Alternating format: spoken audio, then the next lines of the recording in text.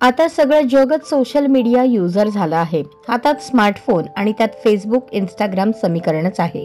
पण तुम्ही कधी विचार केलाय का की एखाद्या गोष्टीबद्दल तुम्ही तुमच्या मित्राशी बोललात आणि नंतर तीच गोष्ट फेसबुक किंवा इंस्टाग्रामच्या फीडमध्ये दिसते.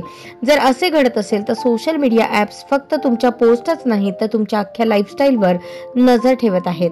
या गोष्टी हवेतल्या नाहीत. या संदर्भात एका रिपोर्टमध्ये खुलासा झाला आहे. कोणकोणते सोशल मीडिया ॲप युजर्सवर पाळत ठेवतात आणि कशा पद्धतीने काम करतात याची माहिती या अहवालात देण्यात आली आहे. ब्रिटनच्या रिसर्च फर्म ॲप्टेकोच्या रिपोर्टनुसार हा खुलासा करण्यात आलाय. फेसबुक, इंस्टाग्राम आणि युट्यूब सारखे ॲप अगदी गुपचूपपणे युजर्सच्या प्रत्येक हालचालींवर लक्ष ठेवत आहेत.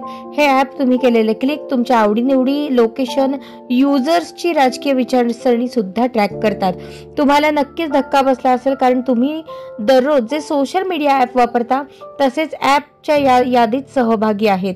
यामध्ये Facebook, Instagram, threads, LinkedIn, Pinterest, Amazon, Alexa, YouTube, PayPal यांचा समावेश आहे. या ॲप्सच्या माध्यमातून युजर्सचा ब्राउझिंग पॅटर्न, फायनान्शियल डिटेल्स, डिव्हाइसची माहिती इतकेच नव्हे तर युजर्सच्या फोनमधील कॉन्टॅक्ट लिस्ट देखील रेकॉर्ड केली जाऊ शकते.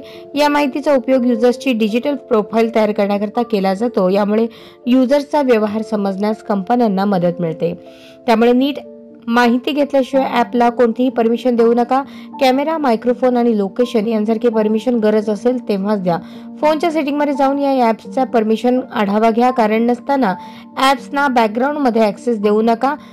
प्ले स्टोअरमध्ये जाऊन डेटा प्रॅक्टिस सेक्शन व्यवस्थित वाचा.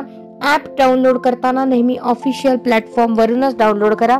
या व्यतिरिक्त संबंधित ॲपचे रिव्ह्यू आणि रेटिंग्स यावरही लक्ष द्या.